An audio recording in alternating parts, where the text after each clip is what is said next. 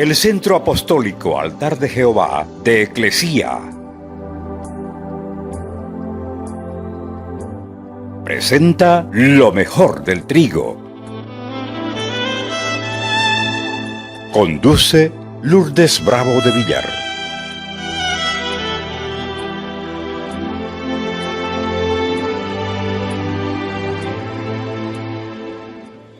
Hechos capítulo 2, verso 42. Del 42 hacia adelante en Hechos. Hechos capítulo 2, del verso 42 adelante. Escuche, es la NBI la que voy a leer. Se mantenían firmes en la enseñanza de los apóstoles. ¿En qué enseñanza se mantenían firmes? En la de los apóstoles. No habían Biblias todavía. O sea que los apóstoles que habían estado con Jesús, ellos eran los que les enseñaban a los otros. Lo que habían oído, lo que habían visto, lo que habían escuchado. Se mantenían firmes en la enseñanza de los apóstoles, en la comunión, en el partimiento del pan y en la oración. Todos estaban asombrados por los muchos prodigios y señales que realizaban los apóstoles. Y todos los creyentes estaban juntos y tenían todo en común. Vendían sus propiedades y posesiones y compartían sus bienes entre sí según la necesidad de cada uno. Recuerden que la mayoría eran esclavos que se habían convertido a la fe. Eran mujeres que se habían convertido a la fe.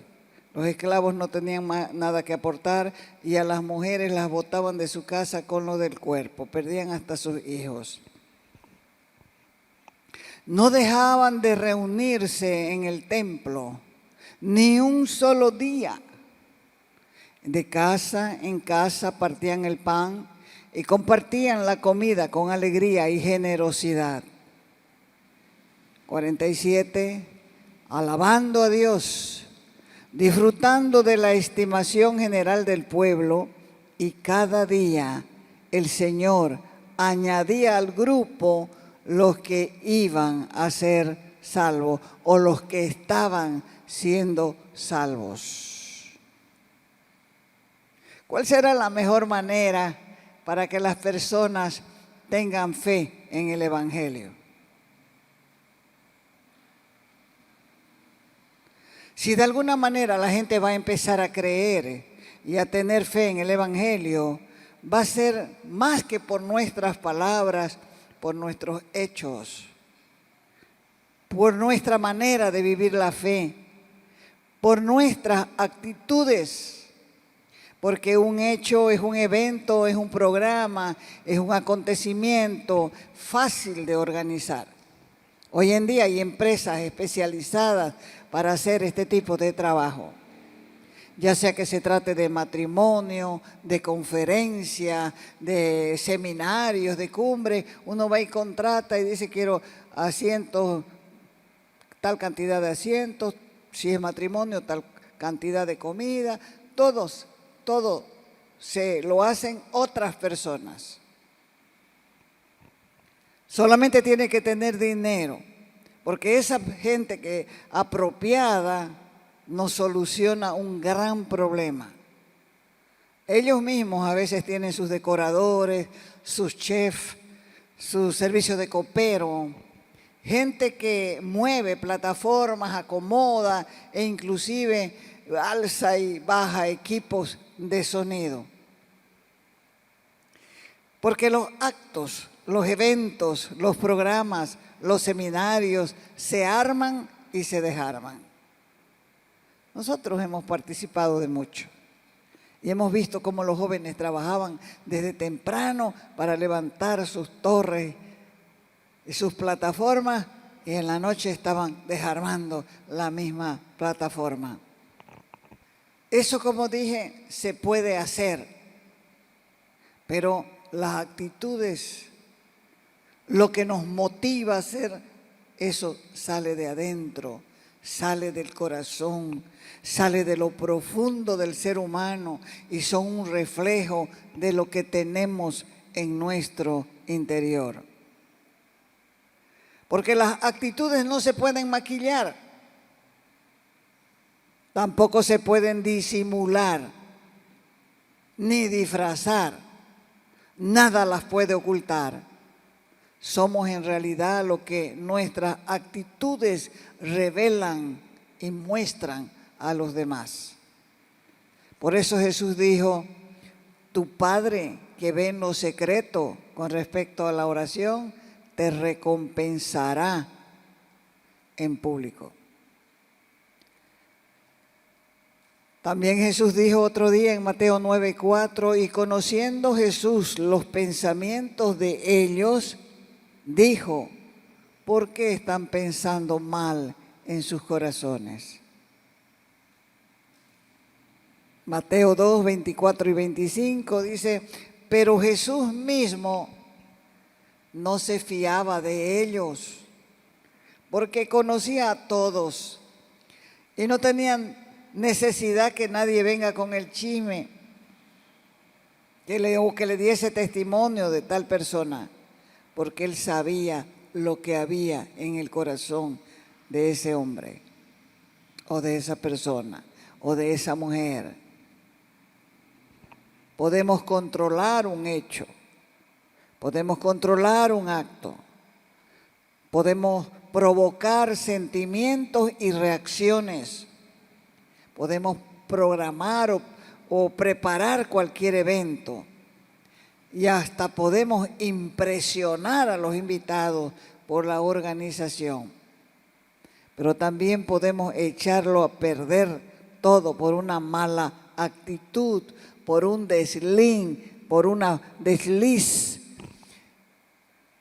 por una falta o por un error. La Escritura dice que una mosca echa a perder el perfume del perfumista. Con un acto bueno se puede causar una buena imagen de lo que uno es o de lo que uno no es o de lo que uno quiere aparentar o de lo que uno quiere que los demás piensen de uno. Con una mala actitud podemos herir el corazón de alguien, podemos dañar sus sentimientos, podemos romper, quebrar un vínculo de amistad e inclusive romper el matrimonio. Fíjese que la mayoría nos preocupamos más de las apariencias que de nuestras actitudes. Pero si algo afecta más a la gente, no son los eventos, no son los hechos o las actividades, no son los programas, no son los actos, sino nuestras actitudes. O sea que la gente va a creer el mensaje que nosotros predicamos cuando vea y compruebe que el mensaje que damos nos afectó a nosotros mismos, nos transformó a nosotros mismos. Y entonces ese mismo mensaje va a afectar a otros y va a afectar a los que están en nuestro entorno. Podemos decir con la boca cualquier cosa, podemos fingir compostura, pero nuestras actitudes revelan nuestra manera de pensar. Es por eso que debemos saber que nuestra actitud lo define todo. No alcanza con decir te amo. Hay gente que le dice te amo hasta al perro. Hay que demostrarlo. No basta con decirme eres útil. Hay que hacer que la persona se sienta valiosa. Porque es fácil decirle al que está afligido, confía en Dios. Y sin embargo, cuando nos toca a nosotros, nos aplazamos. Hay gente que porque la familia no se convierte, tiene una duda perenne Ora, sí ora, pero la duda no la deja ver resultados. Es en la práctica que nosotros aprendemos vez tras vez hasta que se haga una vivencia, una práctica diaria. Por eso Jesús dejó la iglesia, para que en la iglesia nosotros aprendamos a amarnos como somos. Vamos a tener problemas, por supuesto que vamos a tener problemas. Nunca nos conocimos antes. No sabemos qué tipo de familia nos crió. No sabemos cómo nos costó pelear, batallar con la vida hasta llegar a esta edad. Por eso es que tenemos problemas en la iglesia. Porque no somos tolerantes. Y no estoy hablando del pecado, porque el pecado no se tolera en ninguna parte. Estoy hablando de la relación, tolerantes en la relación. Porque cualquier rato una persona que ha sido herida y maltratada en su casa te va a contestar mal. Te va a contestar mal. Por eso es que digo que en la práctica aprendemos. Vez tras vez las mismas cosas hasta que se haga una vivencia.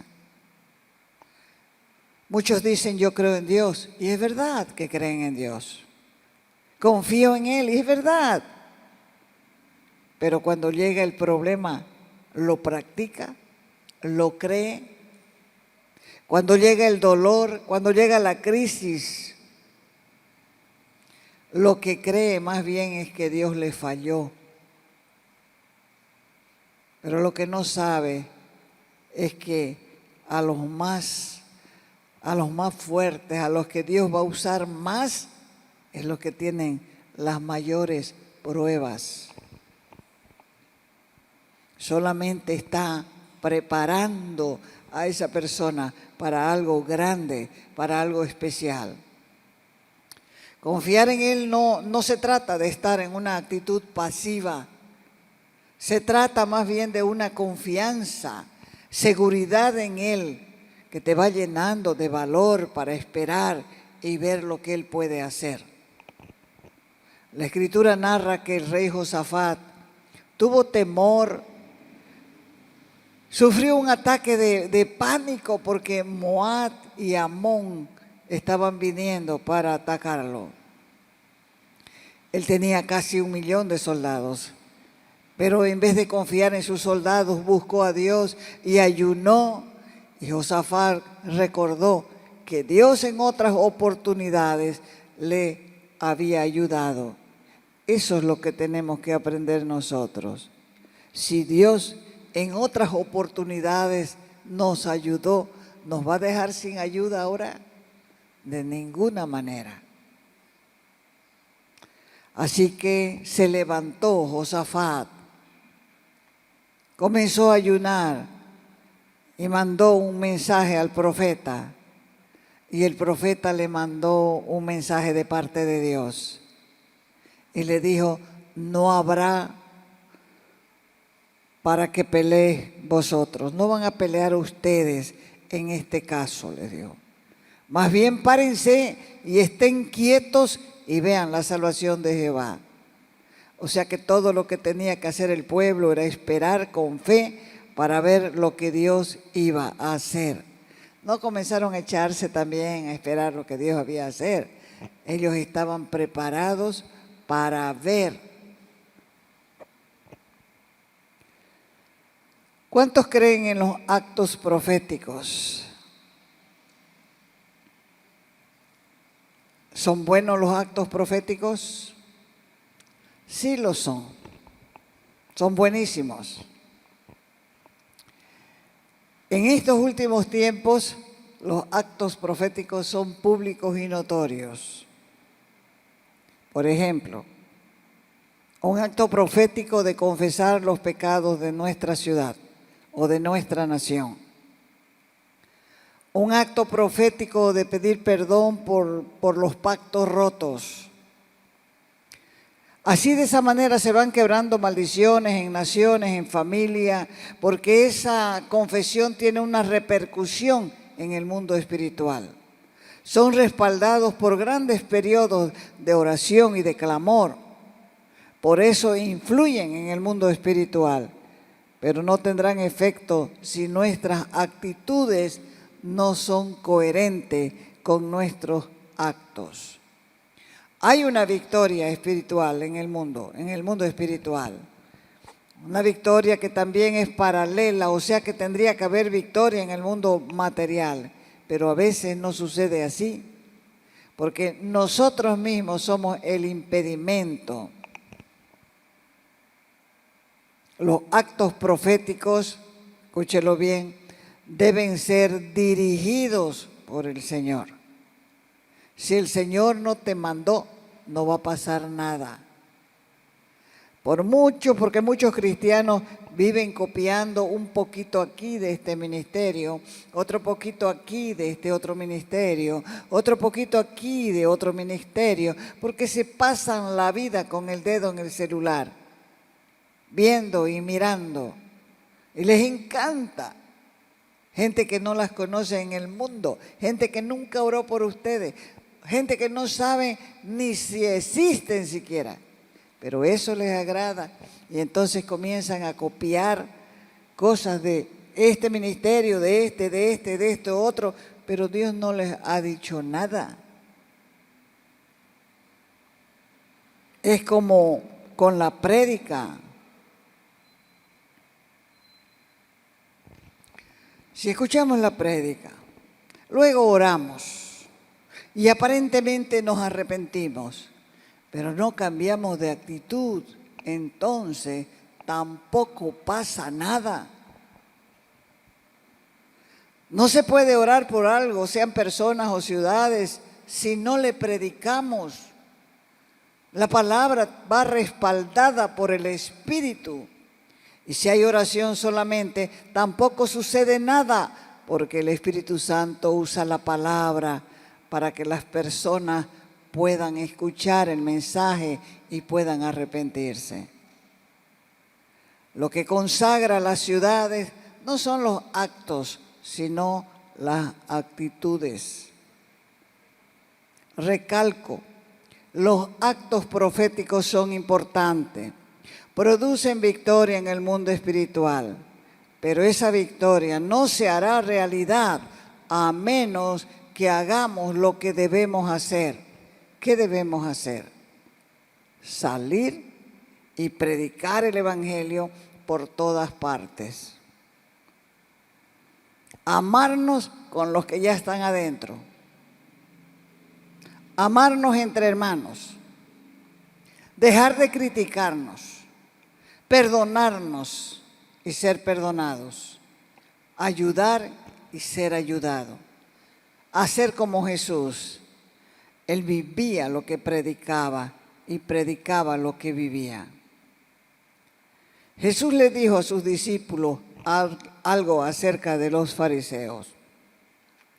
Él les dijo a la gente y a sus discípulos, enseñándoles: los maestros de la ley y los fariseos enseñan con la autoridad que viene de Moisés. Por lo tanto, les dijo, obedézcanlos ustedes y hagan todo lo que les diga, pero no sigan su ejemplo, porque ellos dicen una cosa y hacen otra cosa. O sea, el que dice una cosa y hace otra cosa tiene una mala actitud en su fe. Y esa mala actitud, pues, nadie quiere copiarla.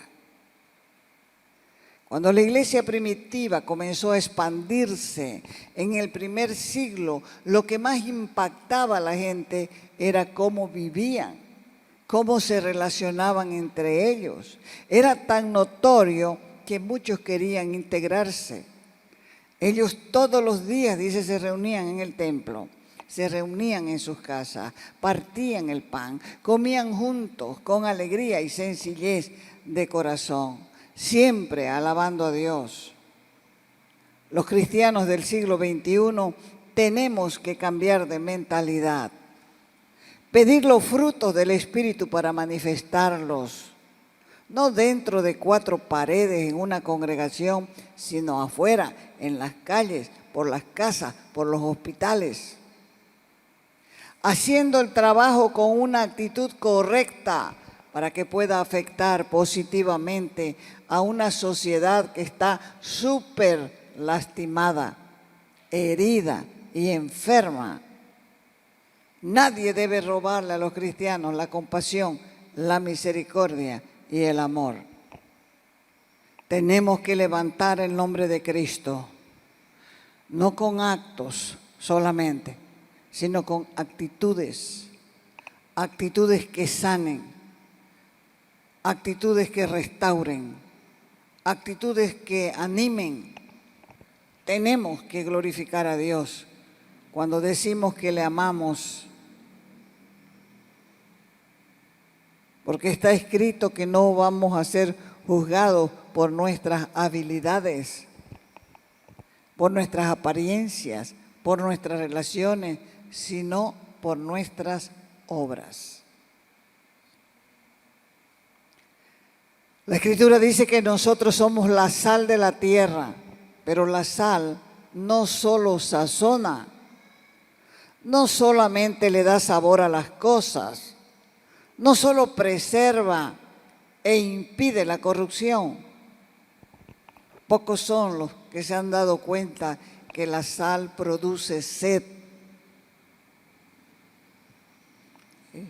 En la Escritura dice, bienaventurados los que tienen hambre y sed de justicia, porque ellos van a ser saciados.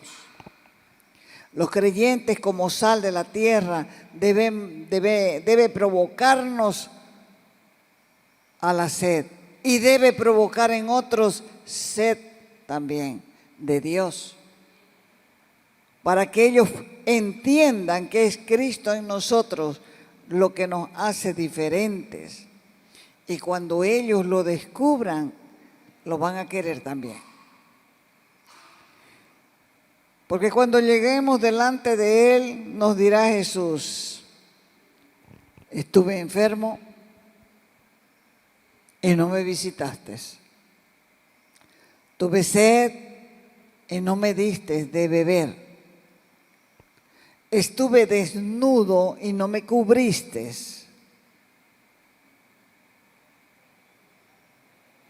El Señor no va a juzgar lo que nosotros sabemos, lo que nosotros aprendimos o lo que nosotros decimos. Él nos va a juzgar, ¿por qué? Por nuestras obras, por el favor que le hicimos a los demás, por nuestras actitudes. Apocalipsis 2:23 dice, yo soy, Dios es yo soy, el que escudriña la mente y el corazón. Y les voy a dar a cada uno según sus obras. Apocalipsis 14:13. Bienaventurados de aquí en adelante los muertos en el Señor. Sí, dice el Espíritu, descansarán de sus trabajos, porque sus obras con ellos siguen. Hay muchas responsabilidades que tiene el creyente, pero el creyente inicia su vida cristiana lleno del gozo del Señor. En ese momento no le importa absolutamente nada, solo conocerlo y entenderlo, que Él es Dios y que fuera de Él no hay otro. Su vida cristiana del que nació de nuevo es maravillosa. Por eso es que el creyente primero tiene un compromiso con Dios y segundo, ese compromiso lo extiende a los miembros de la iglesia y llega a la iglesia, no conoce a nadie, pero los mira y hasta los ve bonitos. Algunos no tienen ni dientes, pero les ve una dentadura perfecta, porque los ojos de uno han sido transformados totalmente. No está mirando como mira el mundo, mira diferente, porque el Espíritu de Dios se ha derramado con amor en nuestros corazones. Pero pasa el tiempo y ¿qué pasa con el creyente? Deja de mirar a Cristo, comienza a mirar su entorno, comienza a mirarse a sí mismo y como un globo se desinfla. Y entonces comienza la brega por inflarse de nuevo. No sabe cómo, no sabe cómo. Quiere hacerlo y no puede. Ora y no recibe nada. Porque sabe que perdió algo. Por eso dice la Escritura, mira de dónde has caído. Porque esa persona no estaba pisando tierra firme, estaba en las alturas con el Espíritu de Dios. Y eso llamaba la atención en la iglesia primitiva. Por eso dice el verso 44, todos los creyentes estaban unidos y compartían sus bienes entre sí. El apóstol Juan dijo que no podemos decir que amamos a Dios si no amamos a nuestros hermanos. Primera de Juan, capítulo 4, verso 20. Dice, si alguien afirma, yo amo a Dios, pero odia a su hermano, ese es un mentiroso. Pues el que no ama a su hermano, a quien ve, no puede amar a Dios, a quien no ha visto. Esa gran familia de Dios tiene 4 pilares. Y esos 4 pilares son los que sostienen la verdadera iglesia. Fíjese usted si le falta uno, o si le falta 2, o si le falta 3, o si le faltan todos. Fíjese, su vida espiritual es un reflejo de su vida natural. La gran familia de Dios tiene 4 pilares. La primera es la oración. Ellos oraban unánimes y juntos cuando descendió el Espíritu Santo y llenó aquel lugar donde estaban reunidas 120 personas. Y se le colocaron en las cabezas llamas como de fuego, dice. Y el Espíritu Santo les dio el hablar en lenguas y todos hablaban en lenguas porque el Espíritu Santo estaba presente. La oración es el primer pilar. El segundo pilar es la comunión. El tercer pilar, si no te congregas, si vienes solamente los domingos y eso arreada, ¿qué comunión puedes tener con los hermanos? O sea que cuando dicen, esa hermanita le dolió el estómago, ¿cuál hermanita? Esa que estaba de blusa celeste. No le saben el nombre, no la conocen, no saben dónde trabaja, no conocen nada. ¿Por qué? Porque solamente aparece el domingo. No tiene comunión con los hermanos. 3, estudia la palabra. Yo leo todos los días, sí lees, pero religiosamente.